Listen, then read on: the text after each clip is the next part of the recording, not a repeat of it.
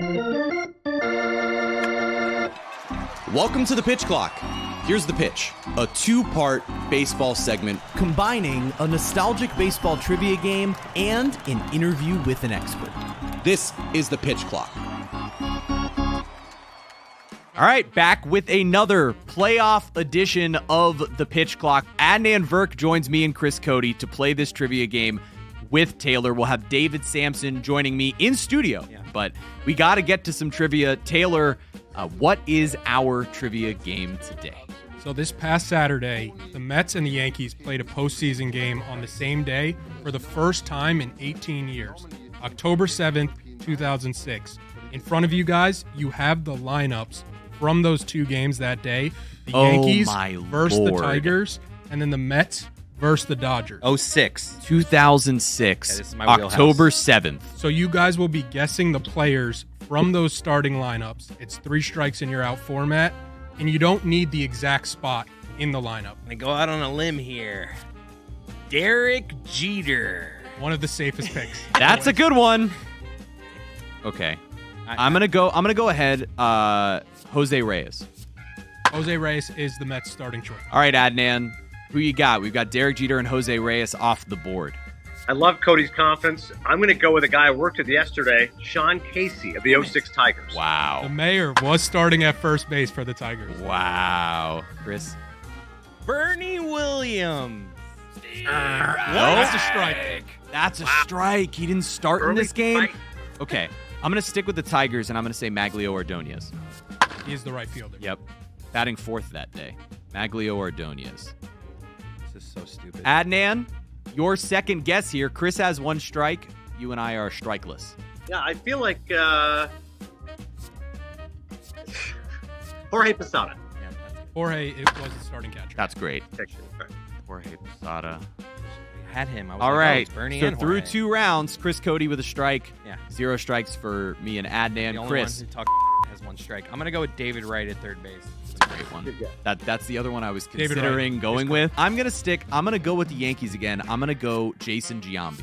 Yeah. That is a strike. No! Jason Giambi Wow. was Really? starting I lineup thought that that day. was, I had him. No. Was on the team. He was on the team and didn't start at first or DH that day? Shuffling the lineup. Oh.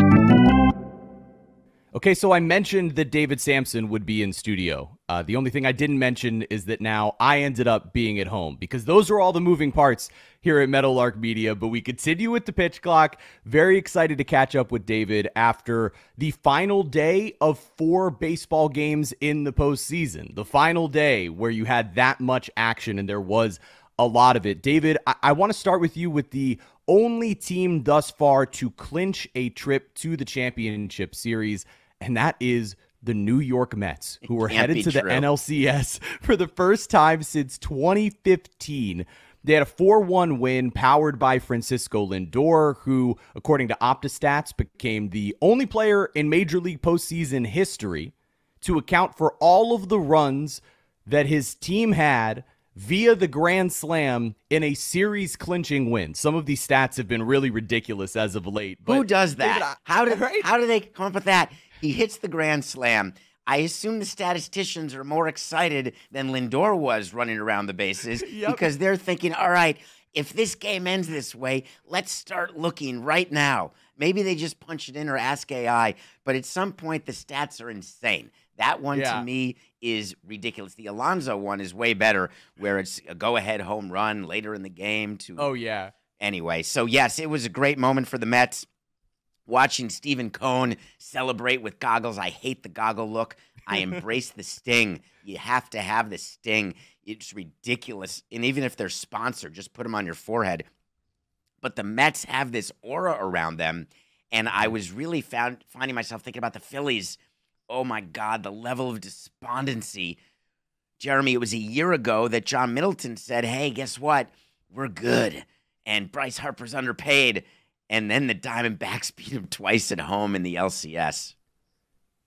It's a shock to me to see the Phillies that had such great vibes have a team come in somehow with even greater vibes in the Mets. And they're on this unbelievable run, whether you want to credit OMG or Hawk Tua or whatever it is. Don't you dare credit Grimace or Hawk Tua or OMG. How there about are these these silly things that the fan base is embracing, and it's a fun ride to watch your team and try to link it to anything when really all it is Fransisco Lindor turning it on and the rest of the team following suit. If you like those random stats, David, how about this one for you? The last 9 teams to eliminate the Brewers in the postseason have reached the World Series. So that's good news for the Mets as they head into the NLCS. But I want to stay in New York with you, David, for a minute, because last night, it's your guy, Giancarlo Stanton. How about some of these stats that I've got for you here? Last night, he's 3 for 5 with a homer, an RBI double, and a stolen base. The rest of the Yankees were 1 for 25 with 5 strikeouts.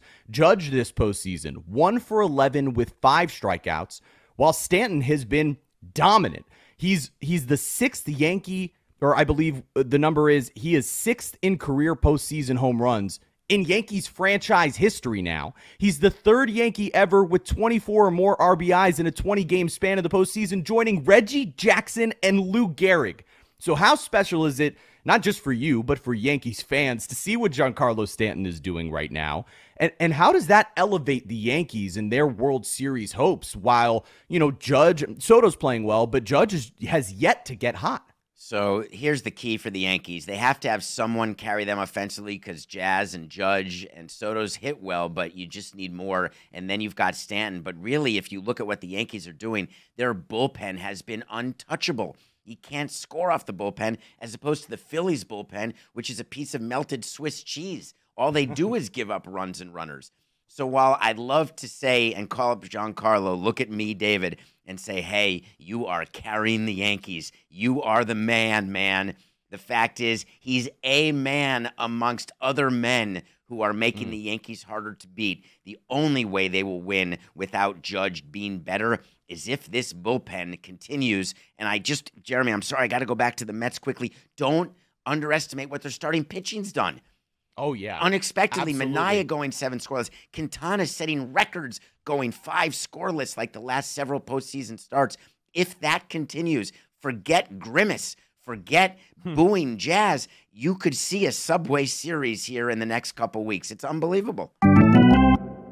Okay, I have a strike now, even with Chris. Adnan, your third guess. I'm going to go with, was Miggy on the Tigers yet? Let's go Miguel Cabrera. That's a strike. Miguel Cabrera, not on the Tigers. Wow, so Damn it. Man, I have a couple here. I have a Tiger that I want to pull out of my ass here that I just want to say just because I'm pretty sure it feels like the right time. I'm just going to do it. Let's have some fun. Brandon Dude, Inge. I swear. Brandon Inge was starting at third that day. Amazing. Good for you. Where? What Wow. position? Left? Third. Oh, I had him He in was left playing for some third reason. base that day. Okay. Notice we're all avoiding the Dodgers. I just found one with the Dodgers. I'm going to... By 2006, was he there? No. 8 seconds. All right. I'm going to try to cash in here. Was the Mets catcher Paul LaDuca? It was Paul LeDuc. Yes! Wow. Paul LaDuca. All right, Adnan, what's your next guess here? Okay, we got to go with the Dodger. I don't know about maybe this day wasn't starting, but what about Andre Ethier? Dude, that's great. Right field. Batting fifth. That's a second strike for Adnan. No! I Two swear, strikes! Adnan, I had Ethier written down as the right fielder for that. Cody, I was so proud. I was like, Andre Ethier could be a sneaky good pick. That does help me think Am I about up certain next? eras. Yeah, Chris, Because I you're know, up. this is obvious looking at it. Has The to be. only second baseman in history to bat cleanup was Jeff Kent. It was Jeff Jeff Kent for the Kent! Dodgers. Wow! I just want to know if the guy I'm thinking of was up yet with the Yankees. Yankees second baseman Robinson Cano. Yeah. It was Cano. Thank God. Adnan, you're back up here. Okay, I'm going to have to just play it safe here. I believe Nomar was on that Dodgers team. Great one. No? That's a third strike for Are Adnan. you kidding? Yeah. Hang on. Let me redeem myself. Russell Martin. I will give him a redemption. It was Russell Martin catching. Okay, but all right. Well, But he has struck out. yeah, all right. Adnan, if you want to stick around and keep guessing, we'll let you do so. But you are at the car dealership and you're already out of the game and can't win. So it's up to you. Let's stick in the American League for a second because you have an even stranger series going on between a couple of AL Central teams and the Guardians and the Tigers. The Guardians have now gone 22 straight scoreless innings after their offensive outburst at the beginning of Game 1. First, it was Tarek Skubal who was dominant for the Tigers in Game 2. And then yesterday, the rebrand of a bullpen day to pitching chaos is maybe my favorite thing that I've seen in baseball recently, which is the Tigers just piecing it together with all of these other arms. They're now a game away from advancing to the championship series. David, do you think the Tigers can continue this improbable run and win one more of these games against the Guardians? What are your expectations for what goes on tonight in the first game between these two teams? First of all, your bias is leaking out of your pores as you want the Tigers to advance. And I'm desperate. It's unbelievable. Like, forget neutrality. This is all on Tigers advancing because I want to go as part of the LeBatard show to That's Detroit, exactly right. which are not words uttered by all that many people in Miami. But that said, what the Tigers did is what the Dodgers did yesterday. They put out 8 pitchers, and they all were good. That is not a great prescription to win a 7-game series, but you can win a 5-game series because they are related. You say that the Guardians haven't scored. We know you can't win a baseball game if you don't score, and the reason they're not scoring is the Tigers' bullpen. So can the Tigers get another game in the next 2 when you've got Skubal ready to go for a game 5 if necessary? You got to feel really good. But if you are the Tigers, tonight's game matters so much. You don't want to go to a game 5 because you want Skubal ready to go game 1 of the ALCS. And so in order to get that, you can't burn him in game 5. Therefore, That's exactly right. The Tigers need to look at tonight's game 4 as a game 5 and manage accordingly, more so than any other team. The Padres didn't have to clinch last night. They're ready to go with Darvish in game 5. It's all good. The Yankees can move on if Cole doesn't get it done. There's no team more than the Tigers that needs to win in 4 games. Last night, it's the Dodgers absolutely dominating offensively in their bullpen, putting it together. We look ahead at a game 5 where it feels like a lot is on the line for both of these franchises as they go head-to-head. Game 5, deciding game? Yeah, deciding game. Yes, Best there's a 2 lot words on in the line. sports. Game 5. As you have these two teams, David, what are your thoughts and who do you expect to ultimately come out the victor? As Yu Darvish is the scheduled starter for the Padres, and the Dodgers are sitting here going, what are we going to do on the mound? My guess is they go with Yamamoto and they can back him up with Flaherty if they absolutely have to, coming off a bullpen game the way they did in game 4. Again, Yu Darvish, he owns the Dodgers. They're his, what's that expression? I'm going to sound old. Is it, I'm your daddy? Yeah, that was the Pedro Martinez. The Yankees, right? The Yankees chanting, who's your daddy? Who's your daddy? Stands. Well, guess what? Exactly. I'll tell you who the Dodgers' daddy is. It's Darvish. So you got to feel really good. Last night's game was it was done in the 3rd inning. You could just sense at 5-0 that everyone's wheels were turning toward a game 5. It turns out that the road team has won the last 6 game 5s. This is it's the home field advantage is not what it used to be. It's only as good as the starting pitching, in my opinion. Getting a bullpen game over and over again is super hard to do because one of the pitchers is not going to be on a particular night. So if I'm the Dodgers, I'm worried about facing Darvish. And if I'm the Padres, I'm feeling pretty confident. However, as we've seen with the Guardians series, you got to score to win. It's the funniest thing we say in sports, but it's so true. It doesn't matter how good your pitching is. You got to score a run. And that is going to be the case for the Padres. Some unbelievable hitters in this series. Fernando Tatis is on fire. Mookie Betts all of a sudden going from postseason choker to one of the hottest hitters in baseball over the last couple of games. Shohei Ohtani's been great.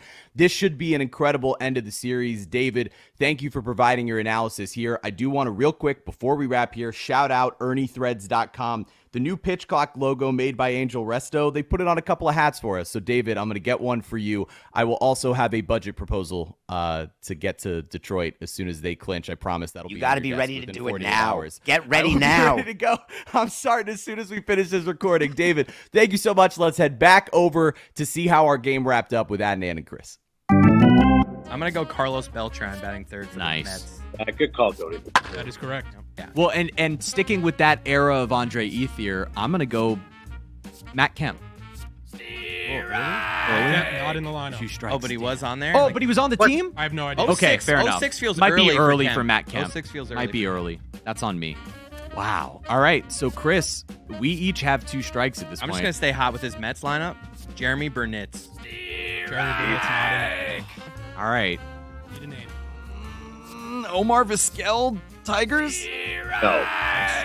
Wait. Yeah. Can I just get one? I panicked. To bring it home here. Bring it home.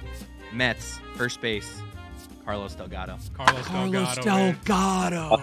Chris's hot streak continues. Wow. This This is is my era, dude. unbelievable. I really, you know who I almost said for the Mets was Mike Jacobs because Oh, he was the next one after. Early for him. Yeah. Damn.